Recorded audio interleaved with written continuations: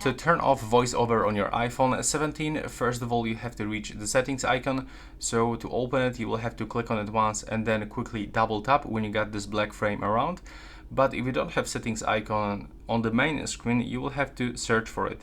So to scroll between the screens you will have to use your 3 fingers and swipe on them simultaneously. I mean swipe on the screen.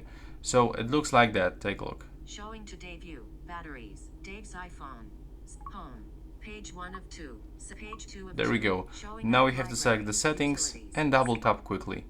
To scroll up and down, we have to also use the 3 fingers. Family button. Just like that, but sometimes it's not working properly. You have to just be patient and get used to it. Now we have to reach the accessibility and simply click on it once, then click on it twice. When it's selected, click on the VoiceOver, now click on it twice, select VoiceOver button and then click twice to get rid of that annoying function. And that's pretty much it.